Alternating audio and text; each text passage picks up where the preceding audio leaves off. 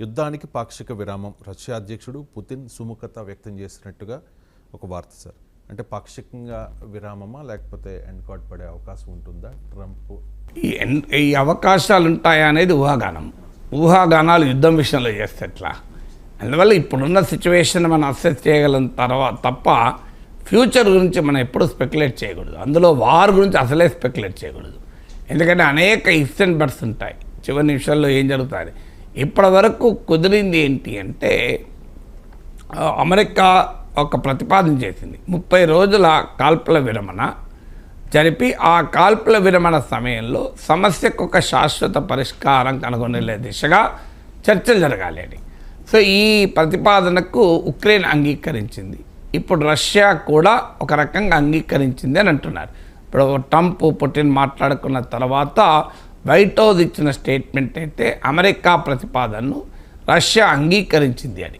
అయితే అంగీకరించడంలో షరతులు వర్తిస్తాయి అనే రీతిలో అంగీకరించినట్టుంది.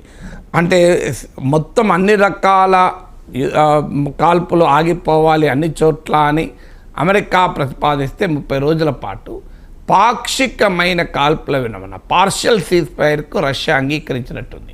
ఎందుకంటే ఈ మీడియాలో వస్తున్న కథనం ప్రకారం మీకు ఈ ఎనర్జీ పవర్ విద్యుత్ వ్యవస్థలు ఇంధన వ్యవస్థలు వీటిపైన దాడులు ఆపుతాము అని. సో ఇదొక తర్వాత నెక్స్ట్ ఫేజ్ ఆఫ్ సీజ్ ఫైర్లో మీకు బ్లాక్ సీ పైన కాల్పుల విరమణ జరుగుతుందని, తర్వాత పూర్తి స్థాయిలో కాల్పుల విరమణ జరుగుతుందని. అందువల్ల ఇది ఇమీడియట్గా ఒక వెసులుబాటు అయితే ఇస్తుంది. ఎందుకంటే వారంటే ప్రతిరోజు కొన్ని వందల ప్రాణాలు గాలిలో కలిసిపోవడం, వారంటే కొన్ని వందల కోట్ల ఆస్తి నష్టం, వారంటే రక్తపాతం. కనుక ఒక్కరోజు కాల్పులు ఆగినా ఆ మేరకు ఉపయోగమే. సో అందువల్ల డెఫినెట్గా మనం ఆహ్వానించాలి. ఉక్రెయిన్ వార్కు పాక్షిక కాల్పుల విరమణ జరిగినా అది ఉపయోగం. కానీ ఫండమెంటల్ ఇరిటెంట్స్ అనేది ఇప్పటికీ మిగిలి ఉన్నాయి. సో దీనిపైన అవగాహన కుదరడం అనేది అంత సులభమైన విషయం కాదు. ఫండమెంటల్ ఇరిటెంట్స్ ఏంటి? ఒకటి, రష్యా ఈ బ్యాటిల్ ఫీల్డ్ యుద్ధ భూమిలో ఉక్రెయిన్కు చెందిన ఒక 20% ల్యాండ్ ఆక్రమించింది. 20% ల్యాండే కాదు, ఇప్పుడు రష్యా ఉక్రెయిన్ బార్డర్లో ఉన్న జెఫ్రోజియా పవర్ ప్లాంట్ కూడా రష్యా అధీనంలో ఉంది. దీనికి బదులుగా ఉక్రెయిన్ ఒక దశలో రష్యన్ భూభాగంలోకి వెళ్ళి కరస్క్ అనేటువంటి ప్రాంతంలో కొంత భూభాగాన్ని ఆక్రమించింది. ఉక్రెయిన్ ఆలోచన ఏముంది అంటే ఎప్పుడైనా చర్చలు కూర్చున్నప్పుడు మీరు ఈస్టర్న్ యుక్రెయిన్ అంటే లుహాన్స్క్, డొనెస్క్, డాంబాస్ ఈ ప్రాంతాల్లో రష్యా తూర్పు ఉక్రెయిన్లో ఆక్రమించుకున్న 20% ల్యాండ్ మీరు వెకేట్ చేస్తే కరస్క్ ప్రాంతంలో మేము ఆక్రమించుకున్న ల్యాండ్ వెకేట్ చేస్తాం. సో ల్యాండ్ ఎక్స్చేంజ్ ద్వారా ఒప్పందం కుదురుతుంది అనేది ఉక్రెయిన్ ఆలోచన. కానీ జరిగిన పరిణామం ఏంటంటే ట్రంప్ పవర్లోకి వచ్చి ఉక్రెయిన్కు మద్దతు ఇవ్వనని ప్రకటించి యుద్ధ భూమిలో రష్యాకు ఆధిపత్యాన్ని ఇచ్చారు. ఆపరేషన్ కరస్క్ పుటిన్ చేపట్టడానికి ట్రంప్ వెసులుబాటు ఇచ్చాడు. మధ్యలో ఉక్రెయిన్కు ఆయుధ సరఫరా నిలిపివేశాడు, ఇంటెలిజెన్స్ షేరింగ్ ఆపేశాడు, క్లియర్గా పుటిన్కు మద్దతుగా యునైటెడ్ నేషన్స్లో ఓటేశాడు, మాట్లాడాడు, యూరప్కు దూరమయ్యాడు. ఈ పరిణామాలన్నీ కూడా రష్యాకు స్ట్రాటజిక్ అప్పర్ హ్యాండ్ ఇచ్చింది, బ్యాటిల్ ఫీల్డ్ అప్పర్ హ్యాండ్ ఇచ్చింది. దాంతో రష్యా ఏం చేసిందంటే తాము ఉక్రెయిన్కు కోల్పోయిన కరస్క్ ప్రాంతంలో ల్యాండ్లో 90% రిక్లెయిమ్ చేసుకుంది. అందువల్ల ఉక్రెయిన్ బలగాలను వెనక్కి నెట్టి రష్యా తన ప్రాంతాన్ని తిరిగి తెచ్చుకుంది. ఎందుకంటే నార్త్ కొరియాతో కుదిరిన ఒప్పందం ప్రకారం ఉత్తర కొరియాకు చెందిన 10,000 మంది సైనికులు రష్యా తరఫున ఉక్రెయిన్ బలగాలపైన ఈ కరస్క్లో పోరాడారు. సో ఉక్రెయిన్ ఆలోచన ఏముండే అంటే రష్యా గనక ఈ కరస్క్ ప్రాంతాన్ని కాపాడుకోవటానికి తన బలగాల్ని కనుక అటువైపు తిప్పితే ఈస్టర్న్ యుక్రెయిన్లో తాము కోల్పోయిన ల్యాండ్ను కొంతైనా తిరిగి తెచ్చుకోవచ్చని ఉక్రెయిన్ అంచనా వేసింది. ఎందుకంటే ఈస్టర్న్ ఉక్రెయిన్లో బ్యాటిల్ నడుస్తుంది, ఆడ కరస్క్ ప్రాంతంలో ఉక్రెయిన్ అప్పర్ హ్యాండ్ సాధించింది. సో ఆటోమేటిక్గా కరస్క్ను కాపాడుకోవాలంటే ఈస్టర్న్ యుక్రెయిన్లో రష్యన్ డిఫెన్స్ వీక్ అవుతుంది. కానీ పుటిన్ ఏం చేశాడు? ఈ ఈస్టర్న్ యుక్రెయిన్లో ఉన్న తన బలగాల్ని కదిలించకుండా కరస్క్ ప్రాంతంలో ఉక్రెయిన్తో ఫైట్ చేయడానికి ఆపరేషన్ కరస్క్లో భాగంగా కరస్క్ అంటున్నారు. దాంట్లో భాగంగా నార్త్ కొరియాతో ఒప్పందం చేసుకొని నార్త్ కొరియన్ సోల్జర్లు 10,000 మంది వచ్చి ఒక రష్యా తరఫున ఫైట్ చేశారు. దీంతో ఉక్రెయిన్కోమో అమెరికా బలగాలు ఇవ్వమంటే ఇవ్వలేదు, యూరప్ బలగాలు ఇవ్వమంటే ఇవ్వలేదు.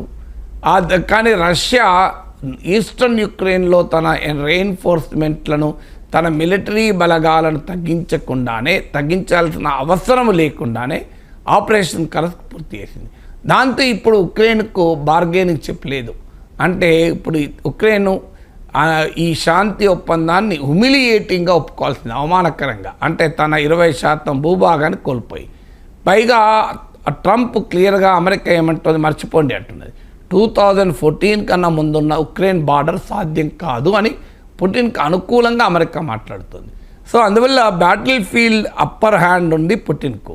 తర్వాత స్ట్రాటజిక్ అప్పర్ హ్యాండ్ కూడా పుటిన్కే ఉంది. ఎందుకంటే అమెరికా రష్యా కలిసి వచ్చి ఉక్రెయిన్కు మద్దతు ఇస్తే ఇవాళ 3 ఏళ్ల తర్వాత కూడా రష్యా ఉక్రెయిన్ ఓడించలేకపోయింది కలిసి వచ్చిన కారణాన. వాస్తవంగా 2022లో వార్ మొదలైనప్పుడు ఊహించింది ఏంటంటే ఒక వారం రోజుల కన్నా ఎక్కువ ఉక్రెయిన్కు పట్టదు, ఉక్రెయిన్ పడిపోవటానికి అని. ఒక దశలో కీవ్ ఉక్రెయిన్ రాజధానికి 20-30 కిలోమీటర్ల దగ్గరికి కూడా రష్యన్ బలగాలు వచ్చాయి. ఆ దశలో అమెరికా యూరప్ల సహకారం వల్ల అమెరికా $65 బిలియన్ మిలిటరీ సాయం చేసింది, యూరప్ $51 బిలియన్ మిలిటరీ సాయం చేసింది, ఆయుధాలు ఇచ్చింది, ఇంటెలిజెన్స్ షేర్ చేసింది. దీంతో ఉక్రెయిన్ 3 ఏళ్లుగా యుద్ధం చేయగలిగింది. వాస్తవంగా వారం రోజులు కూడా పట్టకపోవు. అందువల్ల యుద్ధ భూమిలో అమెరికా యూరప్ల సహకారంతో ఉక్రెయిన్ పోరాడగలిగింది. కానీ ఇప్పుడు ఏం జరిగింది, అమెరికా సహాయం చేయనని ప్రకటించేసింది. మీరు మధ్యలో ఈవెన్ ఆపేసింది కూడా, ఇంటెలిజెన్స్ షేరింగ్ కూడా. యూరప్ ఒక్కటే ఉక్రెయిన్కు సహకరించినా కూడా ఉక్రెయిన్ నిలబడలేదు. పైగా అమెరికా నేరుగా రష్యాకు మద్దతు ఇస్తోంది, రష్యాతోనే ఆర్థిక ఒప్పందాలు కుదుర్చుకుంటోంది. సో ఈ ప్రక్రియ స్ట్రాటజిక్గా కూడా పుటిన్కి అప్పర్ హ్యాండ్ ఇచ్చింది. అంటే the world order has change. Trump అధికారంలోకి వచ్చాక రష్యాకు అనుకూలంగా వరల్డ్ ఆర్డర్ను ట్రంప్ మార్చేశాడు.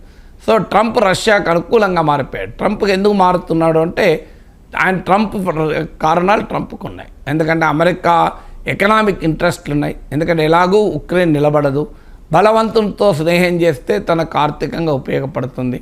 ఉక్రెయిన్లో ఇంకా బలహీనపడితే ఉక్రెయిన్ తన రేర్ ఎర్త్ మెటల్స్లో 50% ఇచ్చేస్తుంది. రష్యాను దగ్గర తీసుకొని చైనాను ఎదుర్కోవాలి. దీన్ని రివర్స్ కిసింజర్ డిప్లొమసీ అంటారు. 70sలో కిసింజర్ అమెరికన్ ఫారిన్ పాలసీ నడుపుతున్న రోజుల్లో, ప్రెసిడెంట్ నిక్సన్ ఉన్న రోజుల్లో అనుసరించిన విధానం ఏంటంటే సోవియట్కు చైనాకు విభేదాలు వస్తే చైనాను దగ్గరికి తీసి సోవియట్ యూనియన్ ఐసోలేట్ చేసే పని కిసింజర్ చేశాడు. ఇప్పుడు కిసింజర్ డిప్లొమసీకి రివర్స్గా రష్యాను దగ్గర తీసుకొని చైనాను ఐసోలేట్ చేయాలి అనేది ఒక వ్యూహం.